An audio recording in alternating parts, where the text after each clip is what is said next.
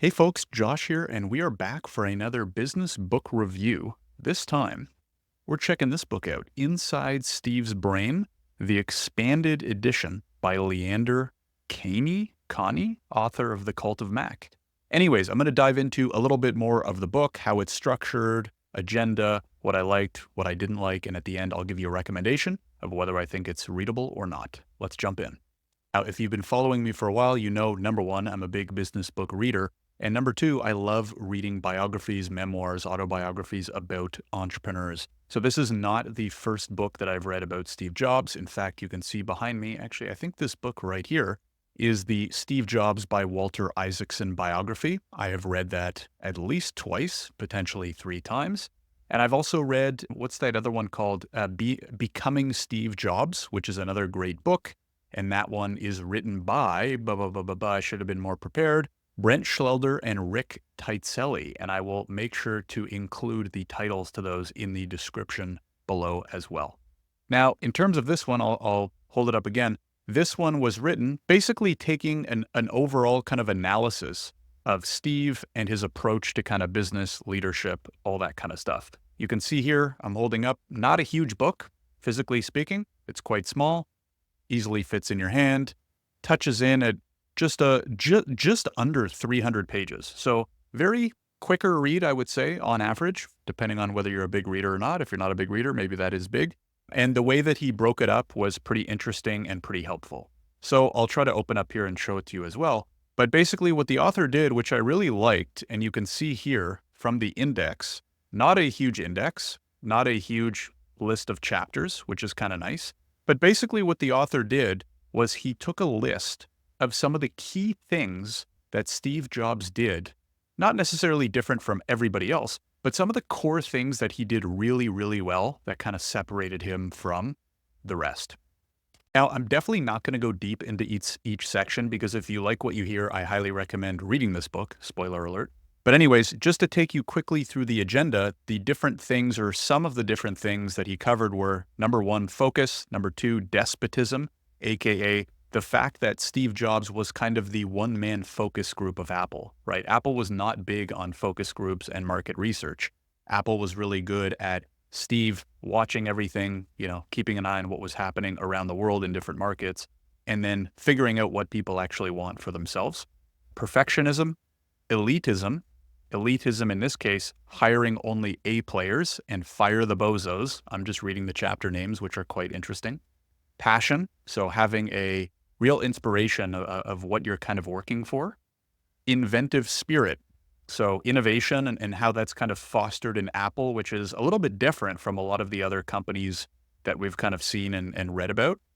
Then there was a case study on how they put it all together in terms of the iPod. Total control, so the fact that, as many know, let's say at the beginning of the computer era, Microsoft built in more of an open fashion. Right? You could build custom apps, you could use other pieces, you could use other hardware, you could use other software. Not so with Apple, right? Apple famously made it impossible or hard to take batteries out and swap them, to add custom hardware to their, earlier versions of PCs and stuff like that. And then it actually ends with a note on, not a note on, but kind of the story about him battling cancer and the difficult health difficulties. So I really liked it the way that it wasn't a biography of Steve. It was a focus on what made him and Apple so successful and so different.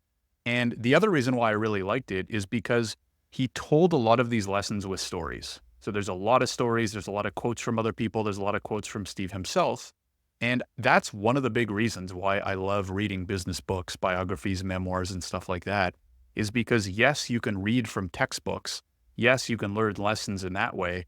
But I find the most interesting and applicable way to learn is through stories, which is part of the reason why most of the books you can see up here above me are biographies, autobiographies, memoirs, stories, documentary style books, all that kind of stuff. So anyways, Inside Steve's Brain, I highly recommend it. Obviously, there are people who like or don't like Steve. I don't really care, right? This video is not what my opinion is on Steve Jobs. I think that you can absolutely be critical of some of the things he's done or some of the ways that he did things, but you can't deny how successful he was as an entrepreneur, especially at Apple.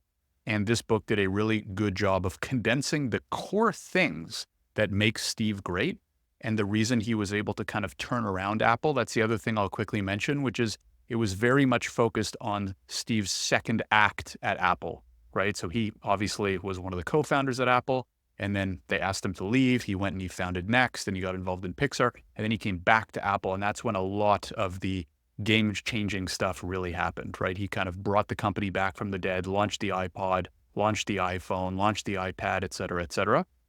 And a lot of the stories were focused on that second act. So anyways, I thought it was a great book. I would highly recommend it. I would probably first start with some of the more general, like if I was looking to dig into Steve Jobs, if you haven't yet, number one, I would highly recommend it in terms of if you want to start reading business books about entrepreneurs. I would definitely check out Walter Isaacson's biography on him first. And then Inside Steve's Brain, as well as Becoming Steve Jobs, are also great books to read as well. Before, after, I don't know, whichever one you prefer. Anyway, so hopefully you find this review helpful. If you do end up wanting to check it out, make sure to check the link in the description below. I will include a link to the book if you'd like to go and get it. And if you use that link to purchase the book, you're supporting the channel. So it really helps. And if you do read it, let me know what you think in the comments. Make sure to give us the thumbs up and stay tuned for more book reviews and content as well. Thanks for watching, and I'll see you in the next one.